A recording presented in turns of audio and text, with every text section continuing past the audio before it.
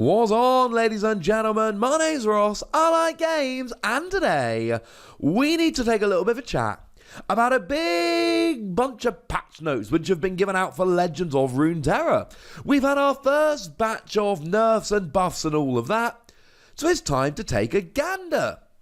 Now, there's a whole bunch of lovely stuff that they said about trying to make every champion have a deck where they can do really well, and non-champion cards all having at least one deck where they're a good option, and every region having a viable deck, and that's lovely. We'll see if it works. It may not. But we do at least have a whole bunch of really specific changes to talk about. And the first one is one about which I am delighted. They've gone and buffed Lux. Now, Lux is a 6 cost that did have 3 power, 4 health. And this has gone to 4 power, 5 health. So both the stats of Lux have gone up by 1. And that does incidentally count as well for after leveling up, where she goes from 4 to 5 power and 5 to 6 health. And I like Lux. Lux has Barrier, give her a turn of protection, and levels up when you cast 6 or more mana. You create a final spark in hand, which lets you deal 4 damage to an enemy unit, though it has fleeting, you've got to use it now. But it's also 4 damage to something for free, so that's quite nice. Little bit weak stat-wise. Will this change it? No idea. But I do very much hope it does. Now, Yasuo, and I apologise if any of these pronunciations are terrible, has changed ever so slightly. Now, instead of having to stun or recall 6 or more units to level up, you stun or recall 5 or more units to level up. And the essential action here was that, well, the way they put it, it was collecting collateral damage from changes aimed at elusive and hand buff decks. Elusive decks and hand buff decks have been very, very powerful up to now. So the theory here is that being able to level up Yasuo just that little bit faster would make things that little bit better. Also, right, in Expedition, where you are drafting cards, it can be quite difficult to draft a good enough deck to stun and recall enough creatures. This could work. Could make it nicely. Now, in terms of spells, back-to-back has gone from a 5 cost to a 6 cost. It gives 2 allies plus 3 attack, plus 3 health. Now, I did say a second ago that hand buffing decks were doing really, really well. This is just a way of, well, nerfing them down a little bit. Essentially, it was just a really good way of buffing up creatures in your, or units in your hand. It's a slightly more expensive card. Will that stop it seeing play? We'll have to see, I suppose. Still a very, very good card. And they've also given a little bit of a buff to Arena Battlecaster. Now, it's a nice one that when it attacks, it gives other battling allies plus 1 attack this round. It used to be 2 cost, 2 attack, 1 health. It's now gone up to 2 health. Just wasn't being played enough. Was seeing almost no, well, a very small amount of play anyway. Now it's being buffed up, you never know. Speaking of getting 1 extra health, how about Crimson Curator? 3 cost, 3 attack, 2 health, gone up to 3 health. When I survive damage, create a random Crimson unit in your hand. But you need to survive damage. So clearly going from 2 health to 3 health is going to help with this massively, because now you can go against a 2 attack creature or unit and still be able to survive.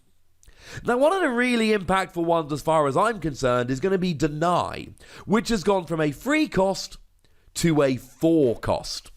Deny is a fast spell that stops a fast spell, slow spell, or skill. Yeah. It can stop basically anything. Any cheeky damage you want to do, any recalling, any stunning, anything whatsoever. No. And now it's just a little bit more expensive. And really what this does is it says, I'm going to give you 1 more turn. Because realistically, right, going from 3 mana to 4 mana just means it comes out a turn later. And it just makes it that much better for your opponent, because they just get 1 more turn to set up their board before you start denying them. Now, Inspiring Mentor has actually changed quite a bit. It's gone from 1 health to 2, but now when you play it, instead of granting an ally in hand plus 1 attack plus 1 health, it grants an ally in hand plus 1 attack, but does not increase their health. The issue here is that you're taking a 1-cost unit, and really, right, 1-cost units are lovely for the early game to give you a block on something, maybe do a tiny chip on the enemy nexus. But now you are actually being able to create really powerful creatures. I mean, if you could drop 1 or 2 of these, maybe even 3 if you're lucky, onto the same good unit in your hand before you then drop that unit, that could let you bring in an absolute beast far earlier than you're supposed to. Jeweled Protector grants an ally in hand plus 3 attack, plus 3 health, and it's actually gone from a 5/3/3 to a 5/4/4. And what this is basically doing is going, right, you can still play a hand buff deck, but we're going to slow it down ever so much. Now, instead of being a ridiculously fast can stop people before they're going deck, it can still be a very good deck, but now it's just that little bit slower. You're now playing a 5 cost to do the buffing rather than a 1, and it's much better buffing, but it just takes that little bit longer to get rolling. Now, another one which I think is going to have a huge impact here is Kinkou Lifeblade. Kinkou Lifeblade has gone from a 3 health to a 2 health. And the thing is that Kinkou Lifeblade was good. I have played against this a lot. Be lying if I said I hadn't popped it into a couple of my decks. It is a 4 cost, but it's got elusive, meaning it can only be blocked by an elusive unit. And it's got lifesteal, so if you deal any damage with it, that damage is then put onto your Nexus, which makes it a phenomenal 4-cost card. And by bringing it from a 3 health to a 2 health, it just does little things like Mystic Shot, which can deal 2 damage to anything, can all of a sudden take it out in one go, rather than not being able to. That makes a difference. Commander Ledros. Now, this was an absolute beast. 8 cost, 8 power, 6 health, and when you play it, you cut the enemy Nexus health in half. Well, now it's gone from an 8 cost to a 9 cost, and it cuts the enemy Nexus health in half, rounded up. Though it does also go from 8 power to 9 power. So essentially here, okay, it's actually a little bit better, and as they put it in the patch notes, more likely to end the game. But it's also coming out 1 turn later. Or it's coming out as the only thing. You can only store 10 mana at a time, right? So using 9 of those really does cut down your options as opposed to using 8. Still a great card, just a little bit slower. Now, Rhasa the Sunderer is a card that I've used quite a lot in a bunch of my decks. And essentially here, we've got a 7 cost with 7 attack and 5 health. That's gone up to an 8 cost.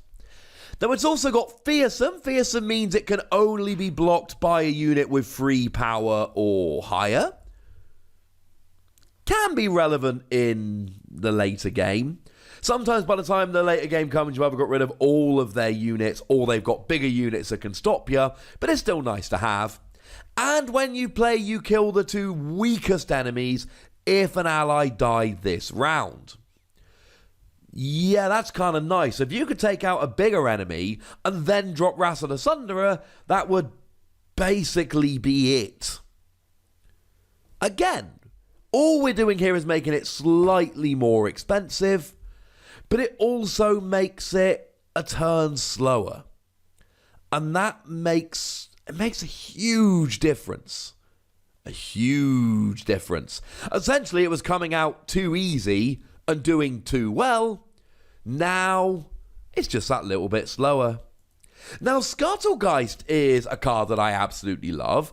It's a 10 cost 5/5 unit, but you reduce the cost by 1 for each ally that died this game. So if you're playing a deck with lots and lots of small units, you could get this out in the late game for free.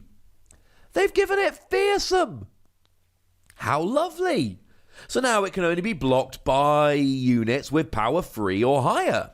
And essentially, this is an apology. they've nerfed a bunch of Shadow Isles cards.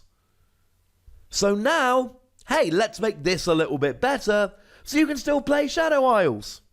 How nice. And then going along with that, Tortured Prodigy has gone from a 3 power to a 4 power. When an ally dies, refill your spell mana. Nice little card. And the final one here is Wraithcaller. It's lost Fearsome. It's still a 4/4 creature. It still summons a Miss Wraith on Allegiance, i.e. when it's summoned if the top card of your deck matches the region. And then Mist Wraith is a very, very nice 2/2/2 with Fearsome, and it grants other allied Mist Wraiths everywhere +1 power. It's fun. Yeah, Wraithcaller's been a bit of a dominant value card, as they put it. Fearsome decks have been very, very good, because essentially Fearsome decks can clean up until you get enough big creatures out. Not only that, but they can target down your 3 power and above, leaving your smaller units so that they can then just hit your Nexus and not be able to be blocked. And this is a Fearsome creature which comes with a Fearsome creature, and if you've got 1 4 power unit, or 4 attack unit, you can still only block one of the two. Yeah, little bit good. So you still get to summon a Fearsome creature using Wraithcaller, but you no longer get a Fearsome creature that is summoning a Fearsome creature. And there is a little bit on the watch list as well. Fearsome. The way they put it, Legends of Runeterra is built around a central pattern of interactive, interesting combats.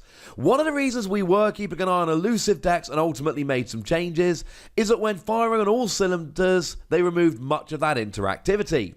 In large concentrations, Fearsome can have a similar impact. Once it becomes very difficult to block, the points of interaction shrink, and a lot of the interesting back and forth in the game disappears. Basically, Fearsome and elusive, they really say you can only block with this. Elusive can only be blocked by elusive, Fearsome can only be blocked by attack 3 or above. What that means is you can really control what your opponent can block with, and when you get a choice of what to take out, you can leave them only with units that aren't good for blocking. And then you sit there while your opponent attacks. They are 2 keywords that have made a huge impact. Well, the good news is they shouldn't be making so much of an impact in future, but they are watching Fearsome just in case. Similarly, Control.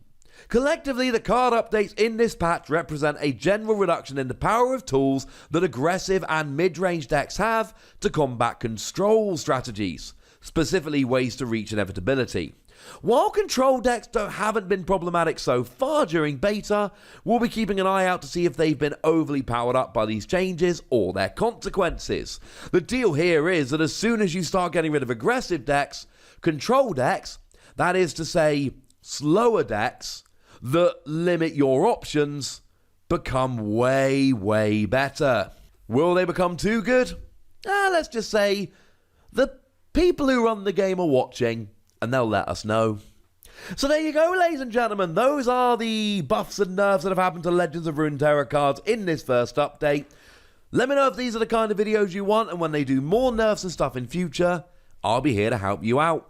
For now, ladies and gentlemen, I'd like to know which of these nerfs and buffs you're happy about, which ones you're terrified about, and which ones you think they should have made but didn't. Go nuts in the comment section, but please remember the rule. Be nice, would you?